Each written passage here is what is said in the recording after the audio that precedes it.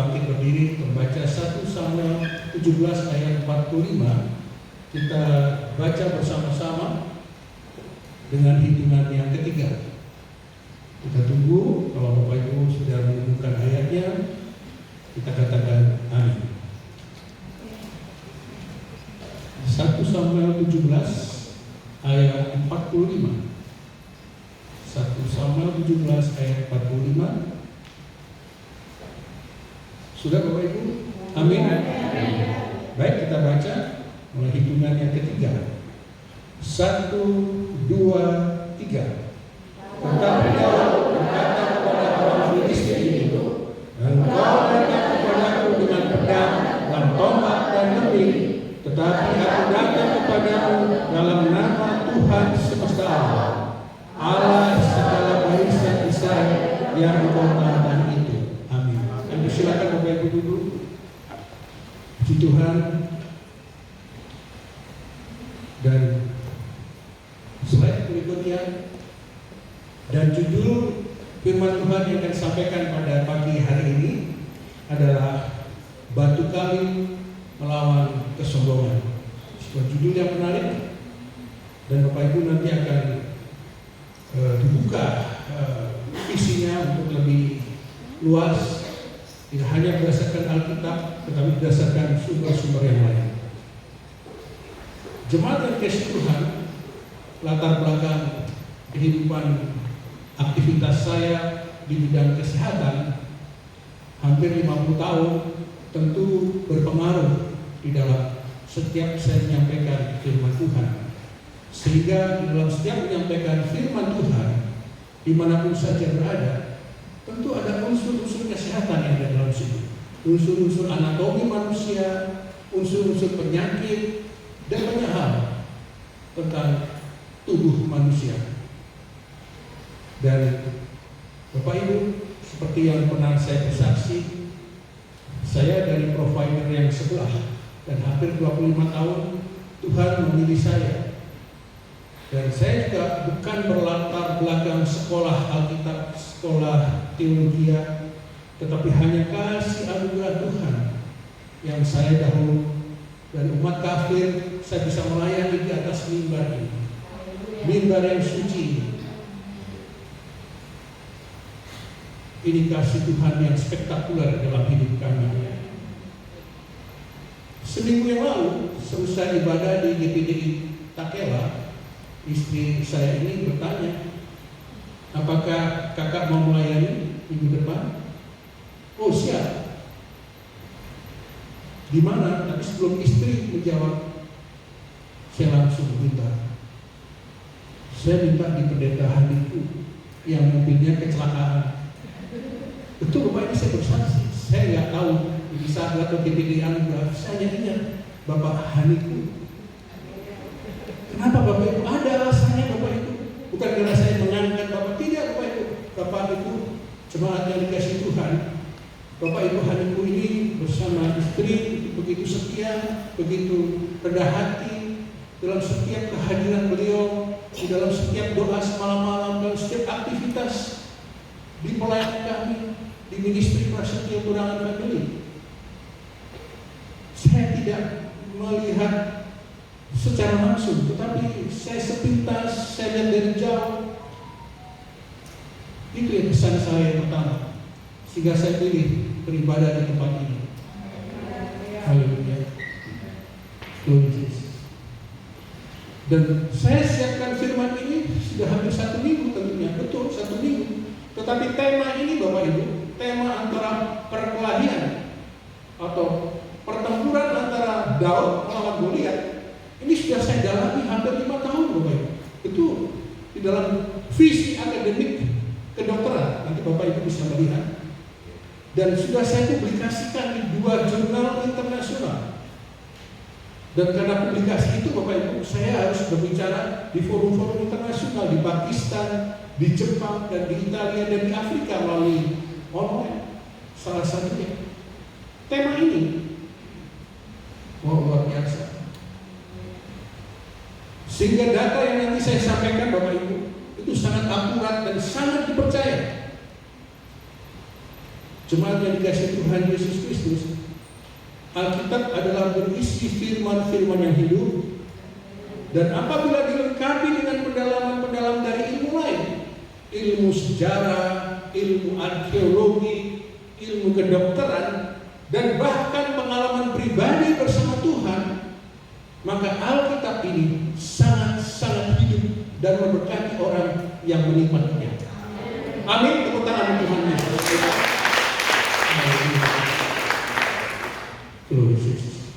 Oleh karena itu Bapak Ibu bersyukur, Bapak Ibu berbahagia hadir pada pagi hari ini. Dan jemaat dikasihi Tuhan Yesus Kristus, kisah perkelahian antara Daud Goliat inilah kisah ikonik yang bersejarah di dalam Alkitab, yang tertulis di 1 Samuel 17 ayat 1 sampai ayat 58. Dan pada awal kisah ini kita harus tahu siapa bangsa Filistin itu. Bangsa Filistin bukan bangsa Palestina yang kita kenal sekarang, bukan Bapak Ibu, lain. Bangsa Filistin digambarkan bukan sekedar musuh militer, tetapi juga representasi ideologis yang asing, yang lain. Kenapa? Karena bangsa ini adalah bangsa yang tidak bersunat. Oleh karena itu orang Israel, kalau bangsa yang tidak bersunat, bangsa yang lain, bangsa yang berbeda.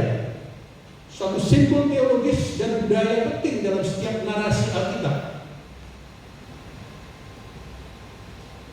Secara sejarah konflik antara Israel dan Filistin itu sudah lama, sejak kitab Hakim-Hakim hingga kitab Samuel.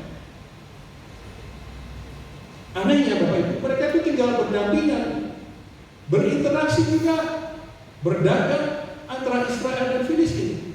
Tetapi persahabatan itu kadang-kadang pasang surut, kadang-kadang berantem, kadang-kadang bersahabat. Dan bukti Alkitab dan arkeologi memberi gambaran bahwa mereka itu bukan berasal dari Arab. Mereka berasal dari kawasan Laut Aegea. Bisa slide? Ini Laut Aegea, di sini ada Yunani, ada Siprus, ada Pulau Kreta. Kemudian mereka berimigrasi ke bagian barat. Di tempatnya Kanaan, di tempatnya wilayah Israel Yudea. Di situ mereka berada. Slide. Nah, sekarang ini mereka ini kecil ini. Mereka sekarang tinggal di Gaza, kotanya Ashdod, Askelon. Gaza yang sampai sekarang kan bukan Gaza di sana, bukan orang Palestina. Dulunya orang Filistin, orang dari Eropa Selatan. Saya katakan tadi, budaya mereka sudah maju dibanding orang-orang Israel, termasuk teknologi logamnya, sehingga persenjataannya itu berbeda dengan persenjataan orang Israel, Bapak Ibu. Orang Israel senjata membuat logam, membuat besi itu untuk campur, bertani, memahat batu, ya, membuat emas, patung emas. Tapi untuk orang Filistin ini, wah, luar biasa, Bapak Ibu bisa melihat. Sehingga kadang-kadang Israel kalah. Kapan Israel menang? Ketika ada tabur perjanjian, menanglah Israel. Dan pada permintaan Raja Saul pada waktu itu, Filistin ada rencana besar, rencana yang spektakuler juga, yaitu bagaimana dia menguasai lembah Elah atau lembah Tarbantin. Karena secara geopolitik, kalau Filistin menguasai lembah Elah, maka Filistin akan bisa menyetop suplai logistik bangsa Israel ke Bethlehem dan Yerusalem. Jadi teknologi mereka sudah canggih, pakaian mereka, baja mereka, kualitasnya, tombaknya. Slide. Nah, inilah lembah Elah, perjalanan untuk ke Bethlehem. Ini di tempatnya Filistin, di sini adalah Israel. Kalau mereka blok ini, kuasa ini, Israel tidak bisa buat apa-apa untuk mensuplai logistik ke Bethlehem dan Yerusalem.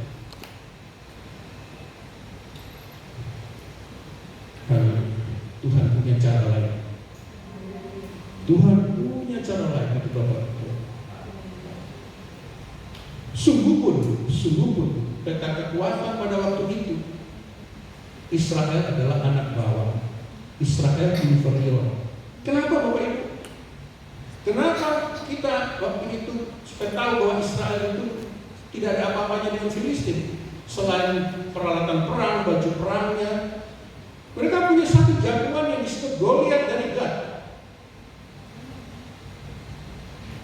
Raksasa ini pun membuat kecewa atau membuat frustasi dari Saul dan tentara Israel, membuat gemetar selama 40 hari. Bayangkan 40 hari Goliat dengan tingginya itu hampir 3 meter, 6 hasta sejengkal, berteriak.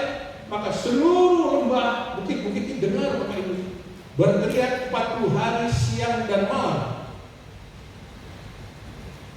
melakukan intimidasi sepanjang 40 hari. Dan salah satu teriakannya adalah, tidak perlu kalian maju, cuma wakil kami satu berlawan dengan saya. Cuma itu. Di samping teriakan yang lain yang justru nanti dibangkitkan amarah dari Daud, yaitu teriakan-teriakan yang menghina Allah Israel. Disitulah nanti Daud baru marah. Goliat ini berasal dari keturunan raksasa, dari keturunan Rephaim, anak-anak Enak, hasil perkawinan Nephilim dari langit, kawin dengan wanita-wanita di bumi. Bapak Ibu bisa baca selengkapnya di Kejadian 6 ayat 4. Saya tidak bisa baca lengkap pada waktu. Dan dia memakai ketopong atau helm dan memakai baju sirat tembaga seberat 57 kilo dan tombaknya seperti palang tukang tenun di 1 Samuel 17 ayat 4 dan 7. Slide. Gambar. Nah, ini sekarang ini perjalanannya sudah begitu mulus jalan ke Bethlehem Israel ini. Dulunya adalah Lembah Elah. Ini kondisi tahun 2005 saat ini di Israel. Nah ini bagaimana ketinggiannya, cuma manusia-manusia lain sepertiga dari ukuran daripada Goliat, dengan baju sirah lagi, ketopong lagi. Goliat menggunakan baju perang yang modern. Jemaat yang dikasihi Tuhan Yesus Kristus, sebaliknya dari kubu bangsa Israel justru bertolak belakang. Tampil seorang wakil, hanya anak muda yang masih ingusan, namanya Daud. Anak muda, anak bungsu dari 8 anak dari Isai. Dia penggembala domba, dombanya juga tidak banyak, hanya 2-3 ekor. Dan datang pada hari itu di Medan Elah ini Bapak Ibu, bukan untuk berperang. Dia diminta anaknya, tolong bawain gandum, roti, keju buat 3 saudara-saudaramu di sana. Karena 3 kakaknya itu menjadi tentara di sana. Dan juga pimpinan pasukan 1000 di sana. Dan juga tolong kabarkan kakak-kakakmu itu bagaimana kondisinya. Bayangkan. Dia ditugaskan seperti itu oleh ayahnya. Dia datang ke medan perang. Inikah kebetulan? Tidak Bapak Ibu, ini bukan kebetulan. Ini adalah grand design, rencana besar dari Tuhan bagi Daud dan bangsa Israel. Rencana besar. Haleluya. Tuhan mengirim anak muda ini untuk mengubah sejarah Israel. Anak muda yang terabaikan, anak muda yang tidak dianggap baik oleh orang tuanya, oleh kakak-kakaknya, bahkan Raja Saul yang sebelumnya menganggap Daud ini adalah pelayan yang terbaik di kerajaannya.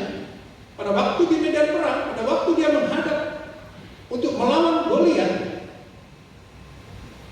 Raja Saul tidak percaya kemampuan dari Daud. Namun Daud tidak gentar dan berkata, jadi profil daripada Goliat, profil Daud, dan sebagian besar ini Bapak Ibu, saya ambil sebuah film yang bagus, House of David. Bapak Ibu bisa lihat ya, film pendek yang bagus. Sekarang memasuki season kedua. Slide.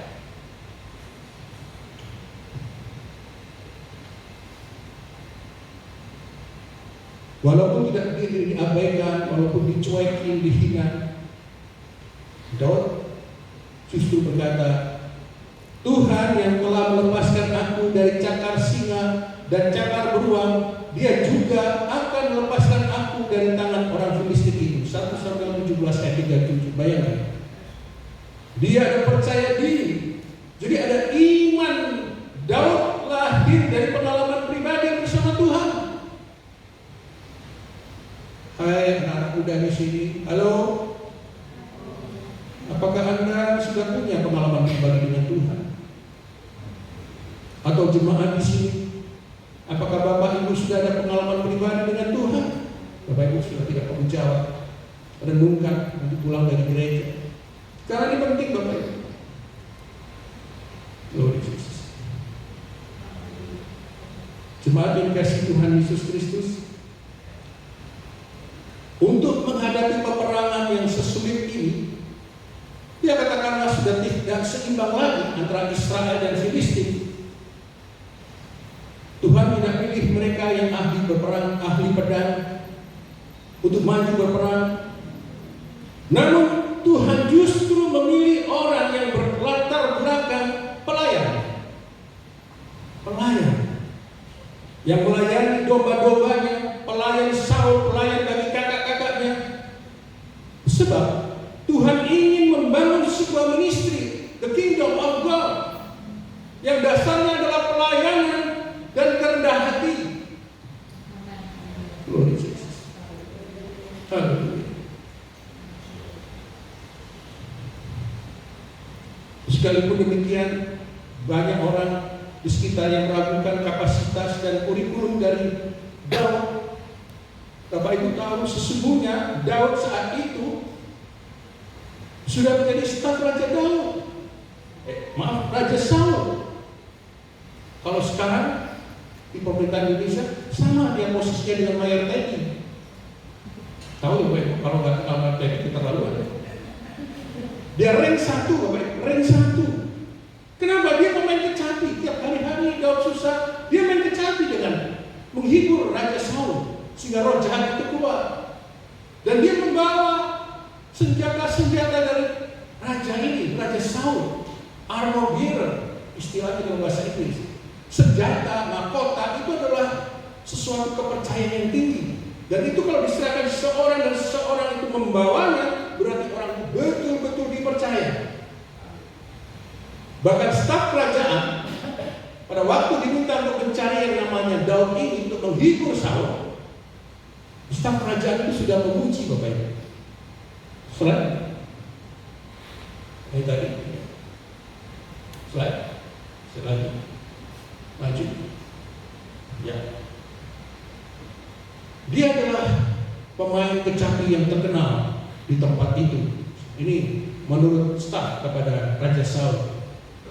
Supaya Raja Saul bisa memilih personil ini, info yang disampaikan oleh staf kerajaan. Dia adalah pahlawan gagah perkasa, prajurit pandai bicara, elok perawakannya dalam fisik, dan yang terpenting Tuhan menyertai dia. Dan saya coba meluruskan slide sebelumnya, mundur, ya slide mundur lagi, ya. Ada beberapa ilustrasi Bapak Ibu. Mereka mengatakan kecapi, sebenarnya tidak kecapi, harpa, kan bukan harpa yang besar ini Bapak Ibu. Slide lagi. Nah, harpa Daud adalah harpa kecil yang disebut kinor atau lire. Nah, dalam bahasa Ibrani kinor, ya, bukan kecapi yang seperti musik di Arabia ya. Dan bukan harpa yang besar, tapi harpanya kecil. Kenapa harpa kecil? Karena harpa kecil ini sudah dibawa Daud kemana-mana. Mana mungkin Daud membawa harpa besar di pegunungan sambil dia menjaga domba-dombanya. Dia terus memasmurkan Tuhan, memberikan sebuah praise and worship dimanapun dia berada.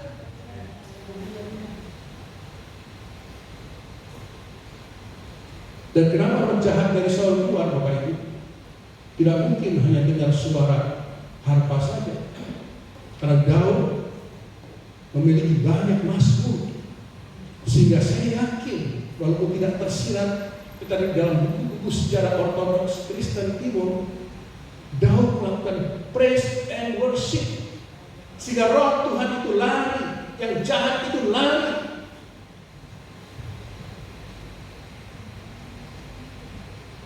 Glory to Jesus. Haleluya. Dan sekalipun dia rank 1 staf kerajaan, kalau hari-hari dia harus cuti kembali ke orang tuanya, ke Isai, apa yang dicari? Ke domba-dombanya Bapak Ibu. Dia menjadi pengembala lagi, dia tidak mau. Dia setia taat dengan kerendahan hati. Dia datang ke rumahnya, dia pelihara. Dombanya bagaimana? Dia tetap. Kalau pulang ke Isai, selalu dia menjadi gembala pulang. Dia tidak malu.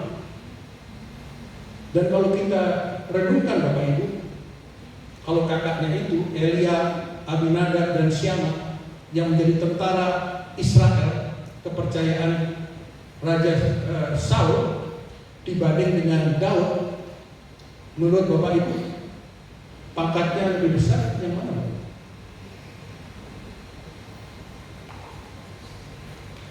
Kakaknya atau Daud? Daud Bapak Ibu, saya katakan tadi ring 1. Ring 1. Pemegang senjata, pemegang kecapi, dia dekat dengan Tuhan. Semua berita-berita negara dia tahu. Pada waktu saya bertugas di Timur Timur, Bapak ini langsung saja terinspirasi. Saya jadi dokter di sebuah pasukan. Komandan batalionnya itu kolonel. Ada dokter tentara dapat. Ada komandan-komandan di bawah itu letkol semuanya. Tapi kalau dia berjalan, kolonel ini yang diajak sama saya, bukan mereka. Ada rasa percaya, rasa tenang. Sehingga saya tahu fasilitas dari batalion itu saya dapat. Mobil puskesmas saya itu selalu dapat bensin gratis, dapat makanan, kornet semuanya itu gratis dari ABRI pada waktu itu. Karena saya dekat dengan komandan batalion, karena dia percaya. Itu seperti Daud. Dan ketika Daud diperintahkan ayahnya untuk bawa bekal ke medan di Lembah Ela tadi untuk kakak-kakaknya, dia tuh lakukan bagi-bagi Bapak Ibu. Dan sebelum dia berangkat ke medan perang, domba-domba cuma 2-3 ekor menurut Alkitab, itu diserahkan dulu ke penjaga-penjaga di rumah. Tolong rawat ya, saya mau berangkat ke medan perang, saya mau mengantarkan ini. Dan ini bukti kesetiaan, bukti tanggung jawab. Namun apa yang terjadi ketika di medan perang, di kemah-kemah perang Israel, ketika Daud bertemu kakaknya dan betapa sedihnya ketika mengatakan bahwa dia akan melawan Goliat, kakaknya justru marah. Di 1 Samuel 17 ayat 28, Daud dituduh meninggalkan domba-dombanya. Ada kesombongan dan ada kejahatan hati. Domba-dombanya ditinggalkan, tidak Bapak Ibu, sudah dipercayakan ke penjaga-penjaganya. Dan siapa sesungguhnya yang jahat? Selain ini pembawa senjata dari Saul. Nah, pada saat Tuhan pilih melalui pengurapan dari Samuel, 1 Samuel 16 ayat 7, Tuhan berkata kepada Samuel, Bapak Ibu masih ingat? Manusia melihat rupa, tetapi Tuhan melihat hati. Betul. Jadi 3 kakaknya tidak terpilih ini, Tuhan sudah lihat hatinya tidak bagus, jahat. Oleh karena itu pada urapan ini jatuhlah ke Daud. Sehingga ketiga kakaknya ini selalu iri hati kepada Daud. Kenapa Tuhan pilih Daud? Sehingga wajar mereka selalu berpikir jahat kepada Daud.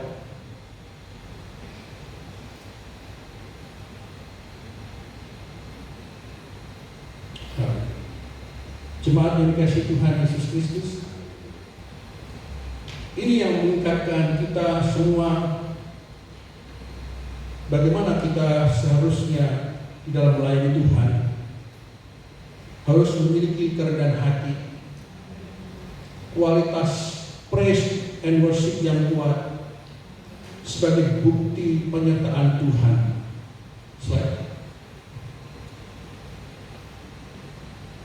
Tadi katakan pandai bicara, kalau dalam bahasa Indonesia pandai bicara, karena dalam bahasa Inggris King James, ya,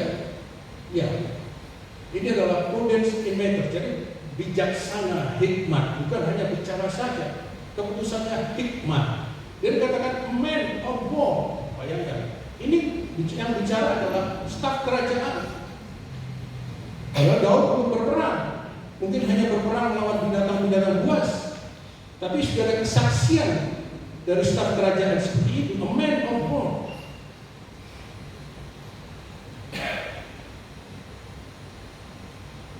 Jadi kerendahan hati, praise worship yang kuat adalah bukti penyertaan Tuhan.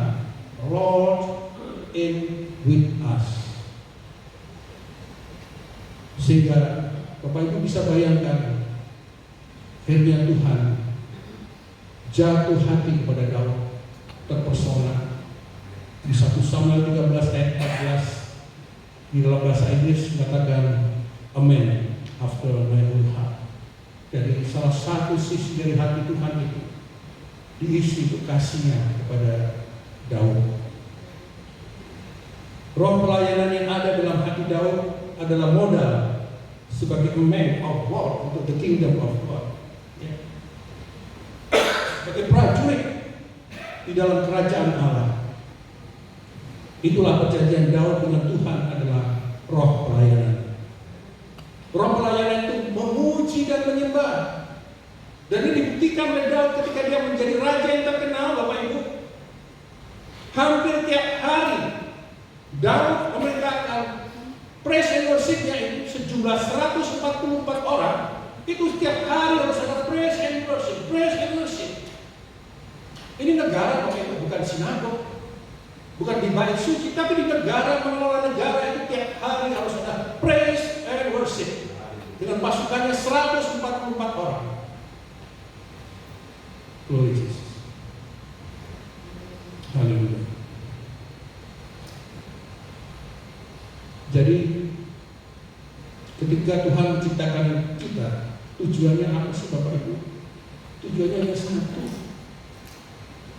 memuji menyembah sebagai bentuk untuk memuliakan Tuhan. Yesaya 43 ayat 7.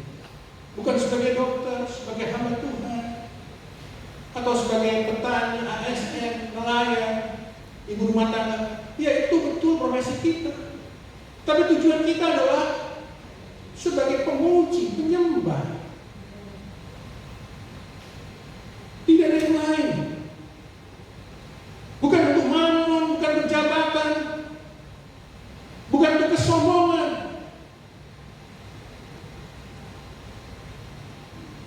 Sehingga Lord is with us. Sehingga Lord is with my ministry, with my church. Sehingga gereja pun akan diberkati, jemaat pun akan diberkati. Tepuk tangan Tuhan.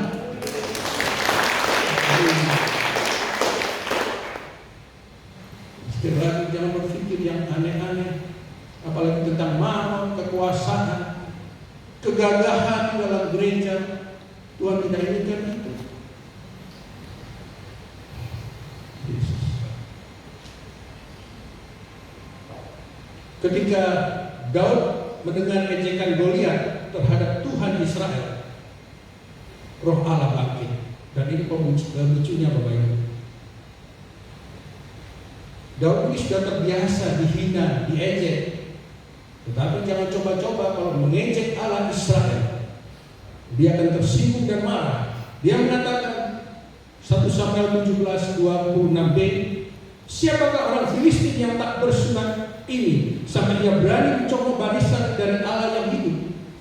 Tak bersunat itu identik dengan binatang buas yang mengganggu domba-dombanya. Dia balas Goliat itu dengan kata-kata seperti ini. Dan kembali ke ayat pokok, dan Daud berkata, tetapi Daud berkata kepada orang Filistin itu, engkau dengan pedang dan tombak dan lebih, tetapi aku datang kepadamu dalam nama Tuhan semesta alam, Allah segala barisan Israel yang kau tantang itu. 1 Samuel 17 ayat 45. Wow. Daud melihat dalam perspektif iman. Dia bangga dalam dirinya memiliki Tuhan. Dan dia berseru, bukan bercemooh, tapi berseru tentang firman Tuhan semesta alam.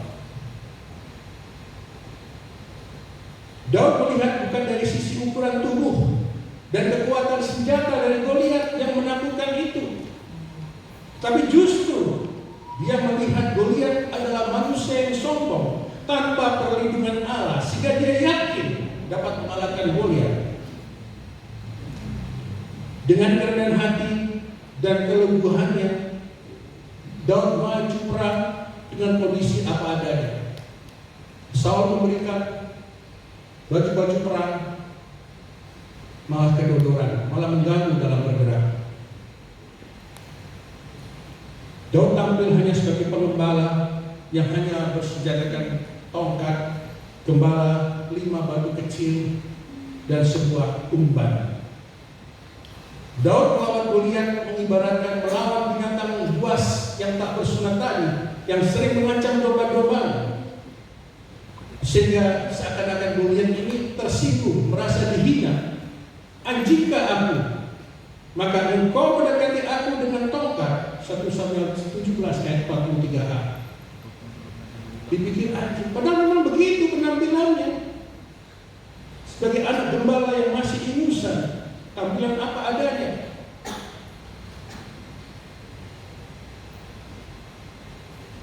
Daud memilih 5 batu kali dari sungai karena Daud mengetahui ada 5 raksasa di Filistin, dan hanya 1 batu yang dipakai untuk menundukkan Goliat. Tidak ada pedang, tidak ada tombak, tidak ada lembing, bahkan ketopang atau baju tidak ada. Hanya batu kali dan iman kepada Tuhan.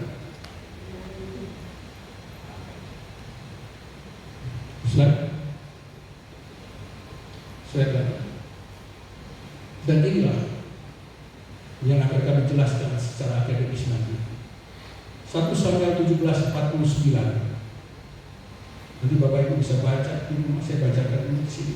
Lalu Daud memasukkan tangannya dalam kantungnya, diambilnyalah sebuah batu dari dalamnya, diumbannya, maka kenalah dai orang Filistin itu, Goliat, sehingga batu itu terbenam ke dalam dainya, terjerumuslah ia dengan muka ke tanah.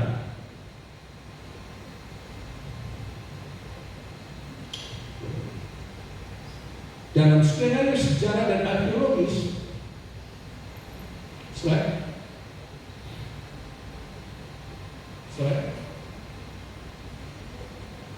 Goliat ini pakaiannya lengkap Bapak Ibu. Slide. Dia mengambil batu, ada 5 batu kali, yang batu yang masih licin, slide. Dan ada 5 batu. Saya tuliskan tidak jelas. Salah satu batu ini sudah diberi nama, tapi sebenarnya hanya secara tafsiran saja. Yang pertama adalah humility, kerendahan hati, courage, keberanian, effort adalah usaha. Yang di sini adalah cinta, tugas, di sini adalah doa. Dari 5 batu ini menurut Bapak Ibu, batu mana dulu yang dipakai? Ini kuis, nanti ada hadiahnya. Batu nomor 1 yang mana ya? Ya, batu kerendahan hati. Batu yang dipakai ini yang pertama kali. Mungkin ini nanti disiapkan buat saudara-saudari raksasa yang lain.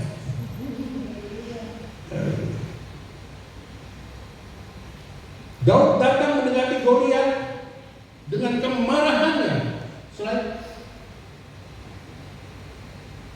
dengan kemarahannya dia karena tersinggung Allahnya, dipojokkan, dihina. Dia turun Bapak Ibu dari tebing, bukan berhadapan-hadapan. Kalau berhadapan, bayangkan Bapak Ibu, kalau saya segini tingginya, Goliat segini, bagaimana saya mengumpan ukuran tinggi? Tidak mungkin. Dia harus dalam posisi yang sama tingginya. Caranya bagaimana? Dia turun, slide. Dia berputar umbannya sambil berlari. Untuk apa? Untuk bercepat. Batunya lari itu, dan batunya itu kecepatannya 700 meter per detik, sama dengan senjata api. Wow. Menembus kantong matanya, bukan dahi. Karena Goliat memakai ketopong helm dari tembaga yang menutup dahinya sehingga menembus ke batang otak. Goliat langsung roboh, Daud langsung memegang kepalanya. Ini cara menggunakan umpan, dilepas jajar, dia harus berhadapan dalam level yang sama baru dilepas. Tidak mungkin level yang berbeda, karena dia harus lurus tembus ke sini. Sudah roboh dan dipotong kepalanya. Selesai. Ini kepalanya Daud dipotong dan dibawa ke Yerusalem. Selesai. Nah, Bapak Ibu, ini buku yang melengkapi saya riset 5 tahun yang lalu. Dan buku ini buku luar biasa, ditulis oleh tim dokter bedah saraf di Belanda kerjasama dengan bedah saraf di Yerusalem, Israel. Dia meneliti tentang kasus Daud ini. Selain dan Daud menggunakan ketopong. Goliat menggunakan ketopong dan dia masuk di bukan di dahi tapi di sini Bapak Ibu, kantong mata, karena titik terlemah. Kenapa Bapak Ibu? Slide. Titik gambar ketopong slide. Nah, ini ketopong. Tidak mungkin kena di dahi Bapak Ibu karena hidungnya terlindungi. Jadi hanya titik ini saja yang terlihat. Jadi di sini batu itu masuk. Mundur sedikit. Karena masih banyak kesalahan-kesalahan, terutama guru-guru sekolah minggu, bahkan hamba-hamba Tuhan itu di dahi. Ada gambar batunya termentah, bukan. Batunya terbenam masuk ke dada, menembus tengkoraknya.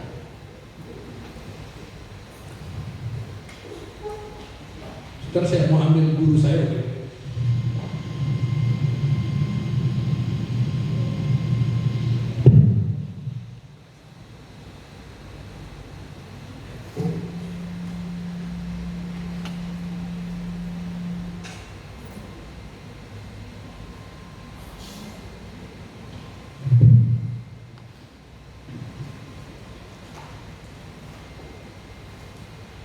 Bapak Ibu, ini guru saya.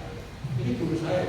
Ini guru saya. Ini bukan plastik. Ini orang beneran, tengkorak beneran. Untuk riset ini kita harus menggunakan tengkorak beneran, dan setiap tindakan bedah saya ditemani guru saya ini. Konon dia berasal dari Toraja, konon. Tapi saya tidak perlu pendidikan dari mana, tapi dia saya anggap sebagai guru di depan murid-murid saya, para dokter muda, para dokter calon ahli bedah. Kenapa pada waktu itu Bapak Ibu saya meneliti tentang panah wire. Panah wire yang masuk di kantong mata sama dengan yang Daud alami. Lihat alami ya. Ini panah wire. Bapak Ibu tahu kan panah wire. Jadi panah wire itu menembus Bapak Ibu. Menembus sampai di batang otak. Sampai di batang otak, di sini di batang otak. Ya. Inilah kejadian dari misi tadi yang dari batu kali itu tembus di sini. Kita mendapatkan kasus di sini yang tembus di daerah mata ini hampir 6 kasus. Dua-duanya meninggal, yang 4 bisa kita tolong. Di negara lain tidak ada Bapak Ibu. Di Indonesia tidak ada. Ini kekayaan dari Sulawesi Utara. Apa? Panah wire.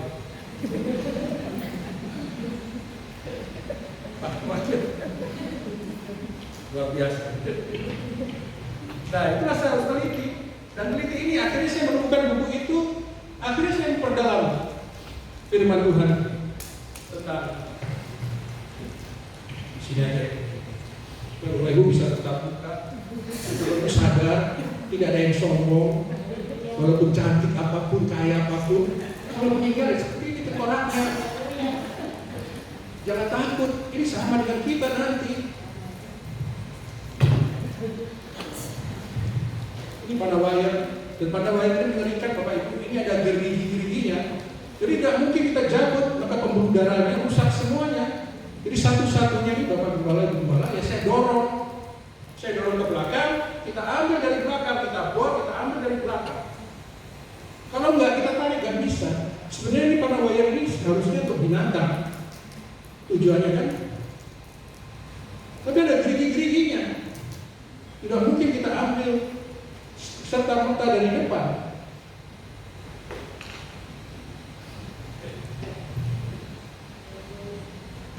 Ya, ibadah kita sekarang bukan ibadah tentang panah wayar ya. Jangan salah nanti. Jadi Bapak Ibu bisa bayangkan kan kecepatan batu itu 700 meter per detik karena dengan dorongan dia amarah, dorongan dia mengumbar, dan dorongan dia lari turun ke bawah sampai level sama, dilepaskan.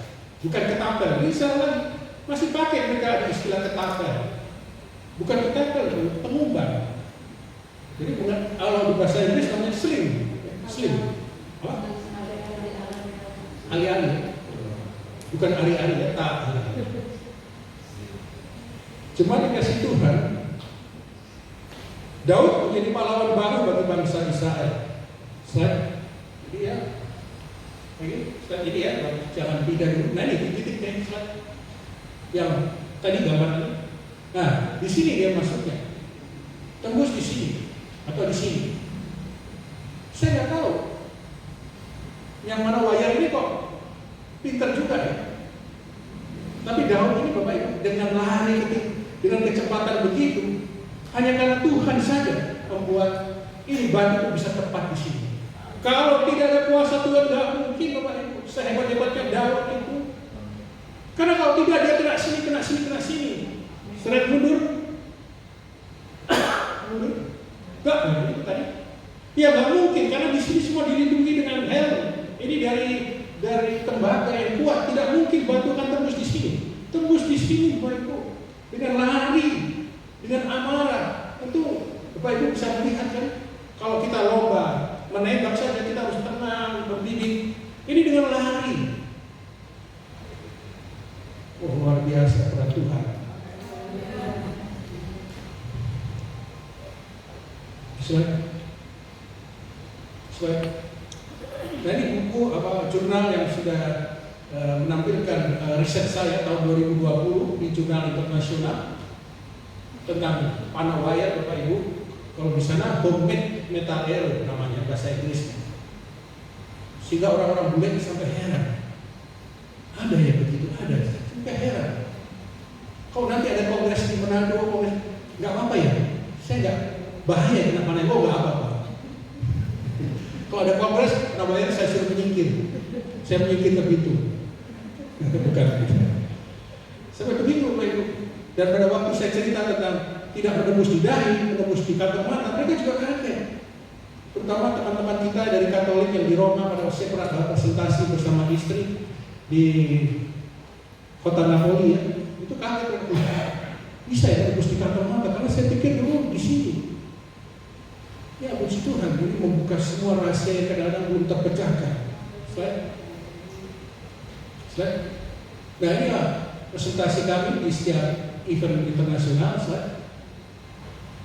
Nah ini wayarnya yang masuk yang dua ini yang meninggal. Ini koleksi panah wayar kami tadi. Kalau orang koleksi berlian, saya koleksi panah wayar saya. Karena tujuannya juga untuk memuliakan Tuhan, betul Pak. Cuma itu saja. Slide yang lama-lama nanti mengerikan. Oke Bapak Ibu, inilah pelajaran bagi kita kisah batu kali versus kesombongan. Yang mana batu kali itu simbol dari sesuatu yang kecil, sederhana di mata manusia, mata dunia. Tapi manakala digunakan seseorang yang dipimpin Tuhan, maka batu kali itu sanggup menundukkan kesombongan yang besar dan kuat. Percaya Bapak Ibu? Roh kesombongan itu adalah sikap hati yang menolak ketergantungan kepada Allah dan berusaha meninggikan diri sendiri, bahkan di atas Tuhan. Dan ini penting harus diingat Bapak Ibu. Mengapa Tuhan itu membenci kesombongan manusia? Sebab kesombongan itu Bapak Ibu langsung langsung berurusan dengan pribadi Tuhan. Wow, kok bisa?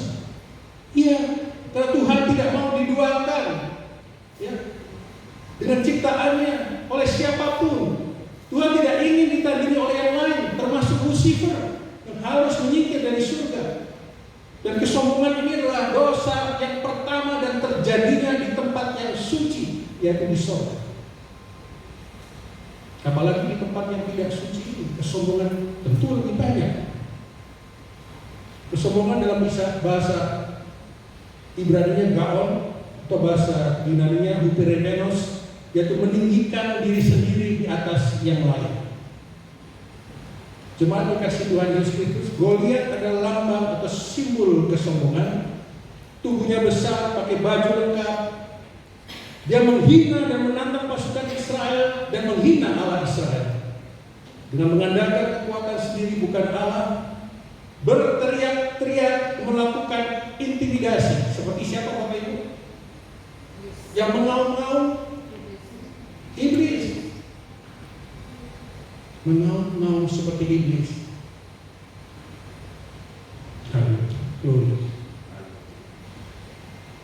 Dan oleh karena itu kesombongan itu secara fisik menakutkan Bapak Ibu secara lahiriah, tetapi mudah runtuh ketika dihadapkan dengan kuasa Tuhan yang sederhana itu seperti batu kali. Slide terus, tadi mundur. Slide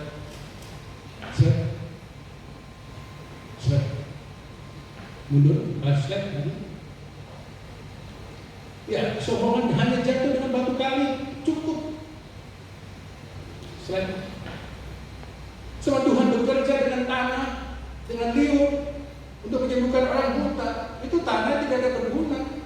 Kalau di ilmu kesehatan mata, infeksi matanya. Tapi kalau di tangan Tuhan berbeda Bapak Ibu. Glory to Jesus. Mundur lagi. Lagi.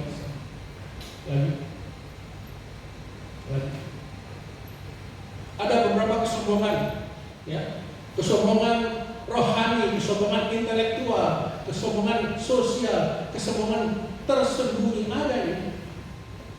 Nanti Bapak Ibu bisa renungkan sendiri karena waktu tidak bisa saya jelaskan satu persatu. Dan ciri orang yang dikuasai roh kesombongan itu apa? Ada 5. Slide. Nah, ini ciri yang dikuasai kesombongan. Pertama, merasa tidak butuh Tuhan, sukar ditegur dan tidak mau diajar. Coba introspeksi diri kita, apakah kita masuk di salah satu 5 itu? Bukan berarti kalau Bapak Ibu termasuk di sini mau kita panawaya, tidak. Yang ketiga, selalu ingin dihormati, dipuji. Ini bukan di masalah rohani, di sekuler, semuanya ada ini. Merendahkan atau intimidasi orang lain, menolak tunduk pada otoritas rohani. Jemaat yang dikasihi Tuhan Yesus Kristus, kabar baik pagi ini adalah bagaimana cara mengalahkan roh kesombongan itu. Ada 5. Slide. Ya.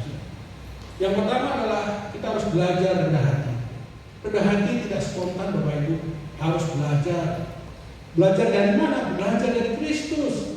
Belajar dari karya salib.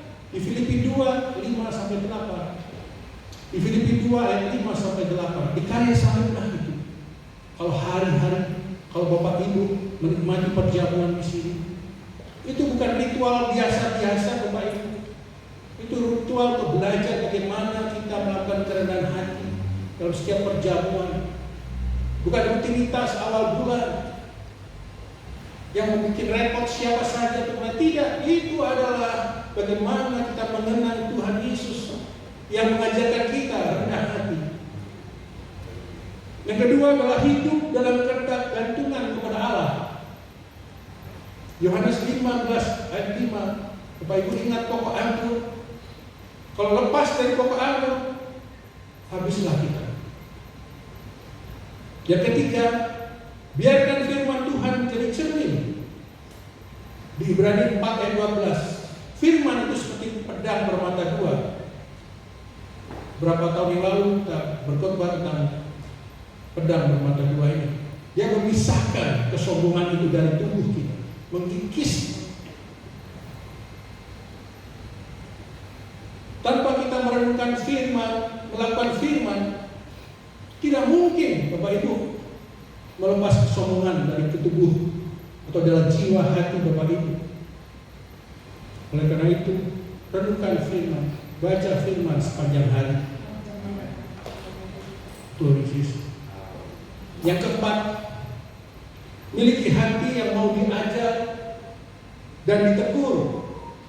Kita dapatkan di Amsal 9 ayat 89. Kita harus menjadi orang yang mau diberi nasihat, diajarin, bukan keras kepala Bapak Ibu. Mudah-mudahan di sini tidak ada, dan saya yakin tidak ada. Dan yang terakhir, kita harus melatih diri untuk menghormati orang lain. Roma 12 ayat 10. Kalau kita ingin dihormati Bapak Ibu, hormatilah dulu orang lain. Kita belajar. Cuma yang kasih Tuhan Yesus Kristus, akhir dari firman Tuhan ini, batu kali atau pernyataan Tuhan sanggup mengalahkan Goliat yang tidak hanya kesombongan. Kau minta tim musikal Goliat untuk maju ke depan. Goliat tidak hanya berupa kesombongan Bapak Ibu, tetapi juga sanggup mengalahkan masalah-masalah atau pergumulan hidup kita yang lain, seperti kegagalan, penyakit, atau dosa-dosa yang lain.